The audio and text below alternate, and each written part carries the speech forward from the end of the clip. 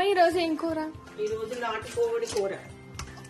కొన్నేమో కర్రీ చేద్దాం, కొన్నేమో ఫ్రై చేద్దాం. దీన్ని మనం గోరువెచ్చటి నీళ్లు పోసి కాస్తంత ఉప్పు వేసి కొంతసేపు వదిలేస్తే నీసు వాసన అంతా పోతుంది. ఈరోజు మనం నాటుకోడి కర్రీ చేసుకుందాం. కొద్దిగా పసుపు, టీ స్పూన్ కారం, సాల్ట్ కొద్దిగా చికెన్ మసాలా, అల్లం వెల్లుల్లి పేస్ట్, పెరుగు 1 స్పూన్ వేయండి. ఇవన్నీ బాగా కలిపేసి 1 గంట సేపు పక్కన పెట్టేసేయండి. కర్రీని మనం కుక్కర్లోనే చేసుకోవాలి, అప్పుడే మనకి కాస్త మెత్తగా వస్తుంది. ఉల్లిపాయ పచ్చిమిర్చి వేస్తుంది, కొద్దిగా పసుపు.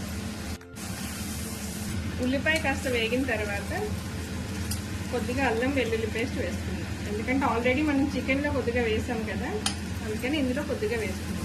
కొద్దిగా ఉప్పు వేద్దాం. ఉల్లిపాయ బాగా వేగిన తర్వాత 1 స్పూన్ కారం వేసుకోండి. కారం ఎక్కువ తినేవాళ్ళైతే ఇంకో స్పూన్ కూడా వేసుకోవచ్చు. ఉల్లిపాయ వేగిపోయింది కదండి. ఇప్పుడు గంట క్రితం అన్ని ఉప్పు, కారం, అల్లం వెల్లుల్లి పేస్ట్, మసాలా వేసి మ్యాగ్నేట్ చేసుకొని 1 అవర్ పక్కన పెట్టేస్తున్నాం కదా. ఇప్పుడు ఈ చికెన్ని మనం మగ్గిపోయిన ఉల్లిపాయల్లో వేసేస్తాం. మనం ఈ చికెన్ ముక్కలు ఇందులో వేసేద్దాం.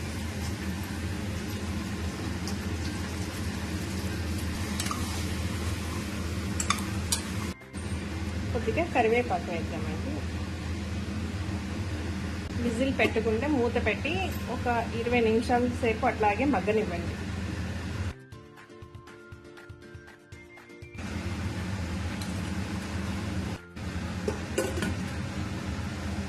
నీళ్ళు కాస్త ఎగిరిపోయినాయి కదండి. ఇప్పుడు 1 గ్లాస్ నీళ్ళు పోసుకొని కొద్దిగా గరం మసాలా వేయండి.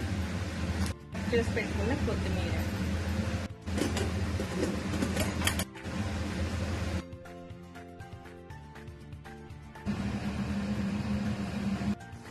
కూర అంతా అయిపోయిన తర్వాత లాస్ట్లో మనం ముందుగా తయారు చేసి పెట్టుకున్న కొబ్బరిపాలు వేస్తామండి. కొబ్బరిపాలు వేసిన తర్వాత ఒక 5 నిమిషాల సేపు ఇట్లా కదుపుతూ ఉండాలి, లేకపోతే పాలు ఇరిగిపోయినట్టుగా అనిపిస్తాయి.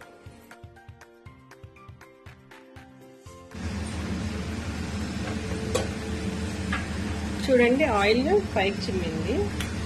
మనకి కాస్త గ్రేవీగా కావాలంటే ఇలా ఉండంగానే స్టవ్ ఆఫ్ చేసేసుకోవచ్చు. లేదు మాకు ఇంకొంచెం దగ్గరగా కావాలంటే ఇంకొక 5 మినిట్స్ స్టవ్ మీద అలా పెట్టేశారంటే